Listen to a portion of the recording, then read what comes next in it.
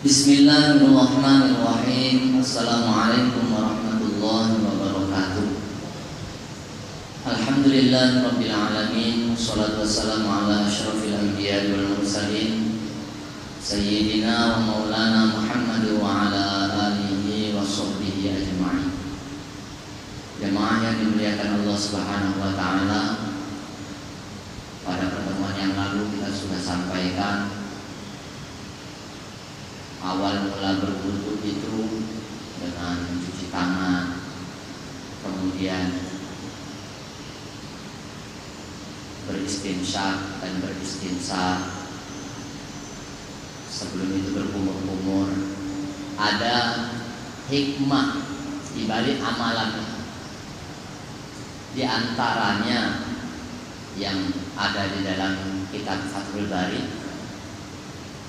Mengapa kok Nabi itu mendahulukan berkumur-kumur, kemudian menghirup air ke hidung atau memasukkan air ke hidung? Salah satu di antaranya memastikan apakah air itu betul-betul air yang suci, lagi mensucikan atau tidak. Karena ketika seseorang itu berkumur-kumur, dia akan tahu rasanya apa air ini. Ketika dia memasukkan air ke dalam hidung, akan berbau apanya air. Jadi kalau air yang biasa digunakan itu air yang suci lagi mensucikan, nyaman, enak rasanya. Mungkin ada sesuatu hal yang tiba-tiba begitu berkumur-kumur kok lain rasanya. Begitu dimasukkan ke dalam hidung kok lain ya. Berarti kita perlu mengoreksi air yang kita gunakan. Ini air apa yang digunakan? Air bersih, air yang suci lagi mensucikan atau tidak? Itu diantara hikmahnya.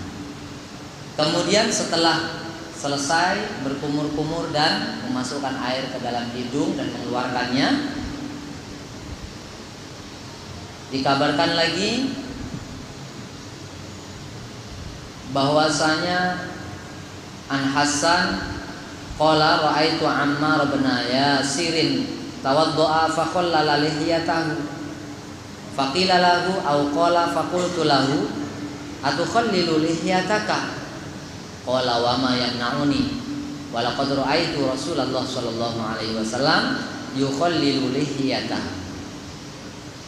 Hasan bin Bilal radhiyallahu anhu telah menceritakan bahwa saya melihat Ammar bin Yasar radhiyallahu anhu berwudu dengan menyela-nyela janggutnya, dengan menyela-nyela jenggotnya. Maka aku pun mengatakan kepada Ammar bin Yasar, atakhallilu lihiyataka, mengapa engkau menyela-nyela jenggot engkau? Kata Ammar bin Yasar, wa ma yamna'uni walaqad ra'aitu Rasulullah sallallahu alaihi wasallam yukhallilu lihiyatahu.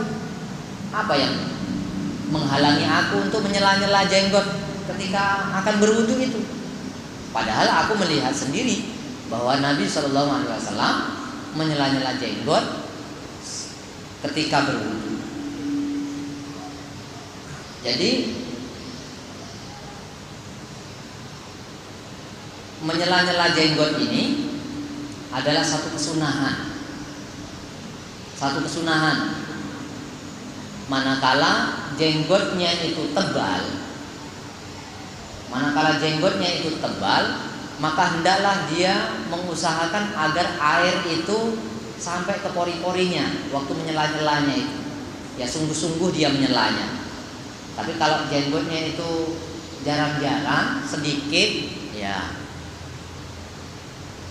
tidak begitu dianjurkan untuk menyela-nyelanya. Tapi bagus kalau menyela-nyelanya. Yang paling utama menyela-nyela jenggot ini bagi orang yang jenggotnya tebal. Di dalam riwayat yang lain diterangkan bahwasanya anna Nabi sallallahu alaihi wasallam kana yukhallilu lihiyatahu. Qala Abu Isa wa qala bihadza aktsaru ahli ilmi min ashabin Nabi wa man ba'dahu ra'au takhlilal lihiyati wa bihi yaqulu Syafi'i wa qala Ahmad insaha an takhlilil lihiyati fahuwa jaiz. Wa qala Ishaq in tarakahu nasiyan aw muta'awwilan ajza'ahu wa in tarakahu 'amidan a'ada.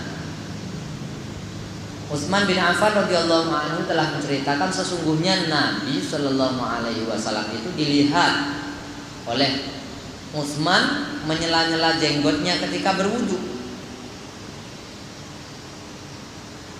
Hadis ini digunakan oleh kebanyakan ahli ilmu dari kalangan para sahabat dan orang-orang yang sesudah mereka.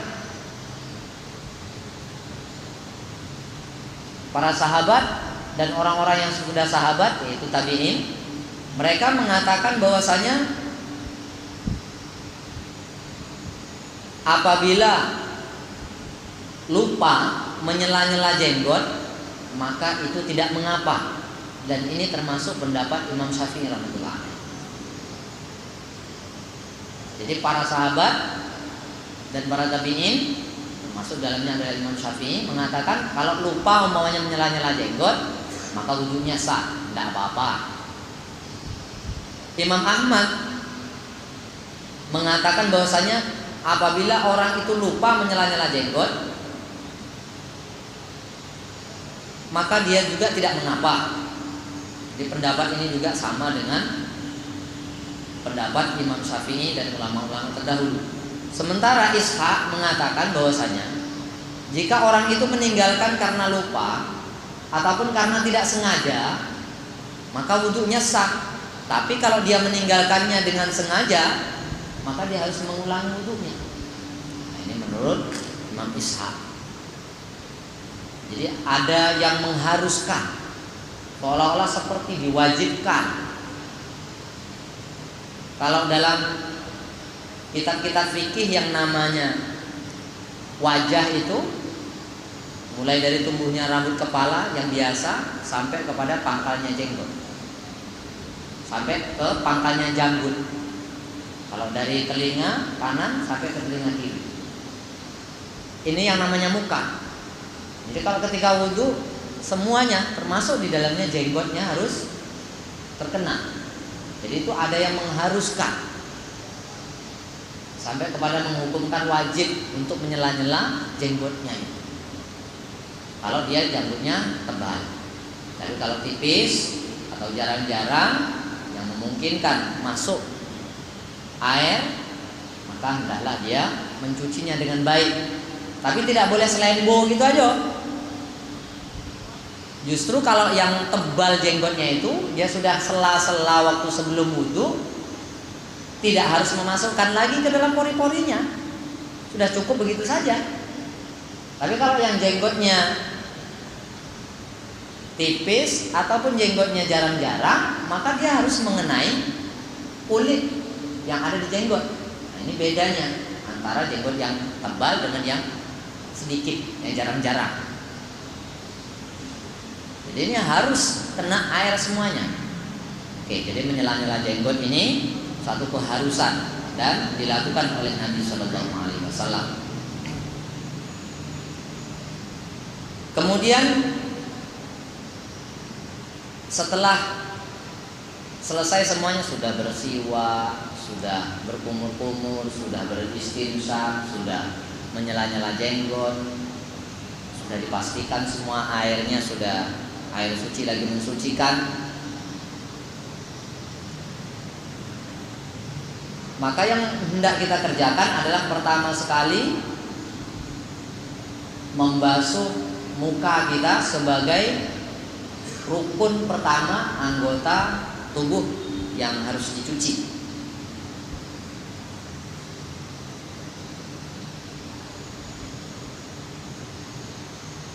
An Humran maula Utsman radhiyallahu anhu akhbarahu anna Utsman bin Affan radhiyallahu anhu da'a bi wudu'in fatawadda'a faghasala kaffayhi thalatha marratin thumma madmada wastansara thumma ghasala wajhahu thalatha marratin thumma ghasala yadahu al-yumna ilal mirfaqi thalatha marratin thumma ghasala yadahu al-yusra mithla dhalika thumma masaha ra'sahu thumma ghasala rijlahu al-yumna ilal ka'bayn thalatha marratin Tsumma ghasal yusra mithla dzalika tsumma qala ra'aitu Rasulullah sallallahu alaihi wasallam tawaddu'a nahwa wudu'i hadza. Tsumma qala Rasulullah man tawaddu'a nahwa wudu'i hadza tsumma qama faraka'a rak'ataini la yuhadditsu fihi ma nafsahu ghufira lahu ma taqaddama min dhanbi.